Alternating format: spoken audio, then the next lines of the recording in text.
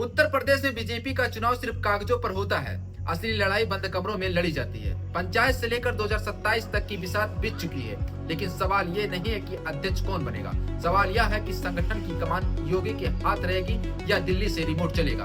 नाम चुनाव से आएगा, लेकिन फैसला पहले ही तय होगा।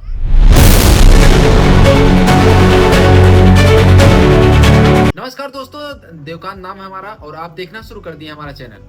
उत्तर प्रदेश की राजनीति में आज सिर्फ एक ही सवाल गूंज रहा है, बीजेपी का संगठनात्मक कमान किसके हाथ होगी। क्योंकि ये सिर्फ प्रदेश अध्यक्ष का चुनाव नहीं, ये तय करेगा कि पंचायती चुनाव से लेकर 2027 के विधानसभा चुनाव तक बीजेपी की दिशा दशा।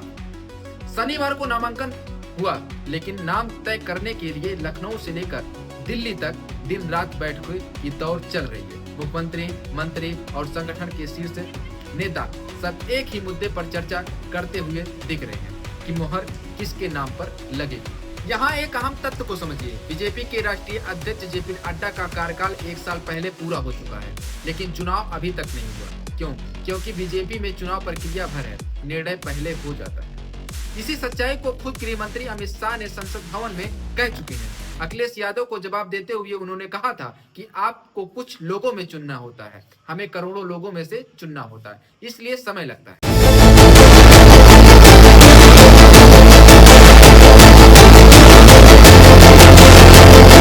प्रदेश अध्यक्ष कौन बनेगा? यहाँ जाति सबसे बड़ा फैक्टर है। ओबीसी होगा या जनरल?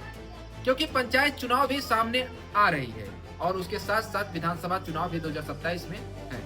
सबसे ऊपर जो नाम चल रहा है वो पंकज चौधरी, गोरखपुर से 7 बार के सांसद हैं, ओबीसी हैं, कुर्मी समाज से आते हैं। योगी आदित्यनाथ से अच्छे उनके संबंध हैं और अमित शाह के भी भरोसेमंद हैं। मोदी कैबिनेट में मंत्री भी रह चुके हैं, यानी संतुलन का चेहरा दिख रहा है। इसके अलावा चर्चा में है भूपेंद्र चौधरी, BL शर्मा, स्वतंत्र देव सिंह और भी लोग। हर नाम के पीछे जातीय संतुलन, क्षेत्रीय समीकरण और 2027 की तैयारी भी है।